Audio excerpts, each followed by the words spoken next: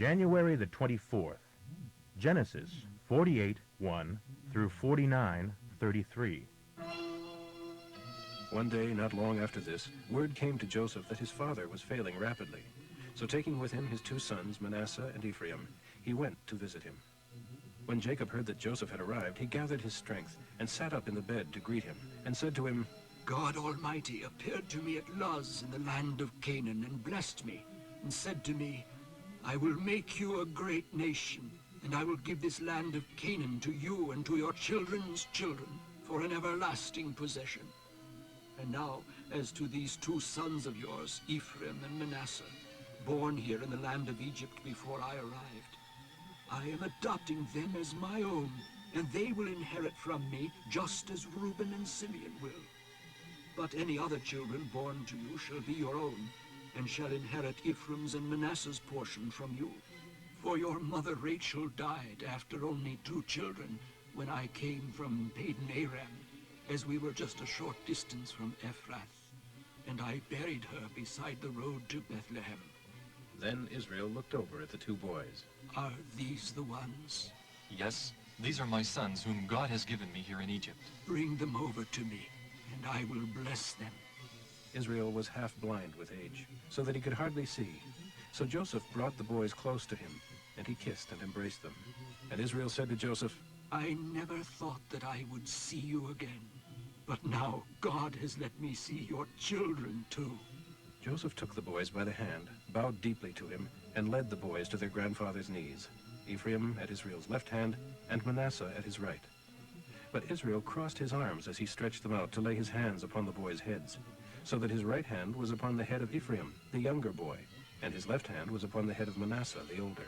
He did this purposely. Then he blessed Joseph with this blessing. May God, the God of my fathers Abraham and Isaac, the God who has shepherded me all my life, wonderfully bless these boys. He is the angel who has kept me from all harm. May these boys be an honor to my name and to the names of my fathers Abraham and Isaac, and may they become a mighty nation. But Joseph was upset and displeased when he saw that his father had laid his right hand on Ephraim's head, so he lifted it to place it on Manasseh's head instead. No, Father, you've got your right hand on the wrong head. This one over here is the older. Put your right hand on him. But his father refused. I know what I'm doing, my son. Manasseh too shall become a great nation, but his younger brother shall become even greater. So Jacob blessed the boys that day with this blessing. May the people of Israel bless each other by saying, God make you as prosperous as Ephraim and Manasseh.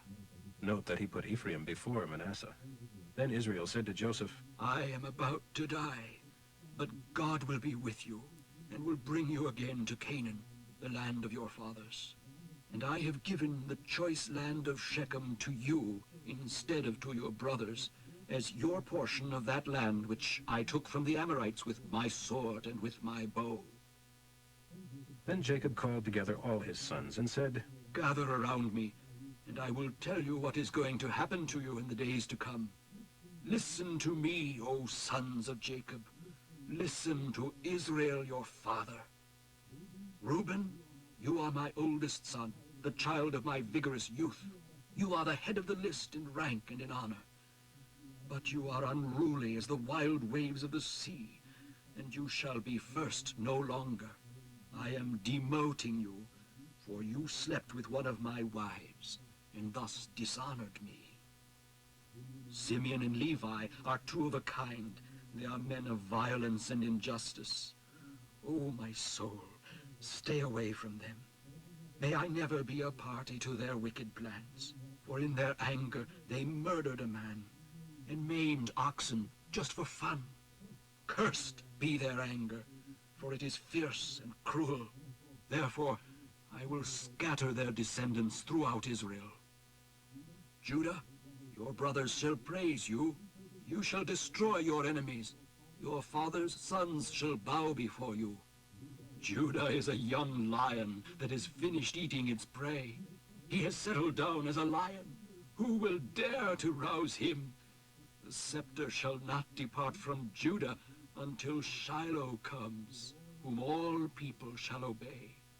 He has chained his steed to the choicest vine and washed his clothes in wine. His eyes are darker than wine, and his teeth are whiter than milk. Zebulun shall dwell on the shores of the sea, and shall be a harbor for ships, with his borders extending to Sidon. Issachar is a strong beast of burden, resting among the saddlebags. When he saw how good the countryside was, how pleasant the land, he willingly bent his shoulder to the task and served his masters with vigor. Dan shall govern his people like any other tribe in Israel. He shall be a serpent in the path that bites the horse's heels so that the rider falls off. I trust in your salvation, Lord. A marauding band shall stamp upon Gad, but he shall rob and pursue them. Asher shall produce rich foods, fit for kings. Naphtali is a deer let loose, producing lovely fawns. Joseph is a fruitful tree beside a fountain. His branches shade the wall. He has been severely injured by those who shot at him and persecuted him, but their weapons were shattered by the mighty one of Jacob, the shepherd, the rock of Israel. May the God of your fathers, the Almighty, bless you with blessings of heaven above and of the earth beneath, blessings of the breasts and of the womb, blessings of the grain and flowers, blessings reaching to the utmost bounds of the everlasting hills. These shall be the blessings upon the head of Joseph, who was exiled from his brothers. Benjamin is a wolf that prowls. He devours his enemies in the morning, and in the evening divides the spoil. So these are the blessings that Israel their father blessed his 12 sons with. Then he told them, Soon I will die. You must bury me with my fathers in the land of Canaan, in the cave in the field of Machpelah, facing Mamre, the field Abraham bought from Ephron the Hethite for a burial ground. There they buried Abraham and Sarah his wife. There they buried Isaac and Rebekah his wife. And there I buried Leah. It is the cave which my grandfather Abraham purchased from the sons of Heth.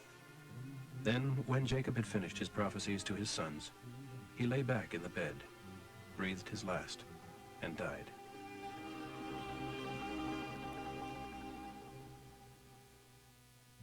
Matthew 15:29 through 16:12. Jesus now returned to the Sea of Galilee and climbed a hill and sat there. And a vast crowd brought him their lame, blind, maimed, and those who couldn't speak, and many others, and laid them before Jesus. And he healed them all. What a spectacle it was. Those who hadn't been able to say a word before were talking excitedly, and those with missing arms and legs had new ones. The crippled were walking and jumping around, and those who had been blind were gazing about them. The crowds just marveled and praised the God of Israel. Then Jesus called his disciples to him and said, I pity these people. They've been here with me for 3 days now and have nothing left to eat. I don't want to send them away hungry, or they will faint along the road. The disciples replied, And where would we get enough here in the desert for all this mob to eat? Jesus asked them, How much food do you have? 7 loaves of bread and a few small fish. Then Jesus told all of the people to sit down on the ground.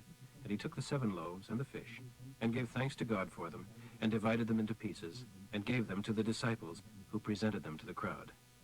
And everyone ate until full, 4,000 men besides the women and children. And afterwards, when the scraps were picked up, there were 7 basketfuls left over. Then Jesus sent the people home, and got into the boat and crossed to Magadan. One day the Pharisees and Sadducees came to test Jesus' claim of being the Messiah by asking him to show them some great demonstrations in the skies. He replied, You are good at reading the weather signs of the skies. Red sky tonight means fair weather tomorrow. Red sky in the morning means foul weather all day. But you can't read the obvious signs of the times.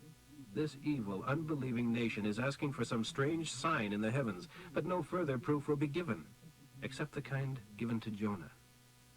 Then Jesus walked out on them. Arriving across the lake, the disciples discovered they had forgotten to bring any food. "Watch out," Jesus warned them. "Beware of the yeast of the Pharisees and Sadducees." They thought he was saying this because they had forgotten to bring bread. Jesus knew what they were thinking and told them, "Oh, men of little faith, why are you so worried about having no food? Won't you ever understand? Don't you remember at all the 5,000 I fed with 5 loaves and the basketfuls left over? Don't you remember the 4,000 I fed and all that was left? How could you even think I was talking about food? But again I say, beware of the yeast of the Pharisees and Sadducees." Then at last they understood that by yeast he meant the wrong teaching of the Pharisees and Sadducees. Psalm 20, 1 through 9. In your day of trouble, may the Lord be with you. May the God of Jacob keep you from all harm. May he send you aid from his sanctuary in Zion. May he remember with pleasure the gifts you have given him, your sacrifices and burnt offerings. May he grant you your heart's desire and fulfill all your plans. May there be shouts of joy when we hear the news of your victory, flags flying with praise to God for all that he has done for you. May he answer all your prayers. God save the King. I know he does. He hears me from highest heaven and sends great victories. Some nations boast of armies and of weaponry, but our boast is in the Lord our God. Those nations will collapse and perish. We will arise to stand firm and sure. Give victory to our King, O Lord. Oh, hear our prayer. Proverbs for today, 4, 20 through 27. Listen, son of mine, to what I say. Listen carefully. Keep these thoughts ever in mind. Let them penetrate deep within your heart, for they will mean real life for you and radiant health.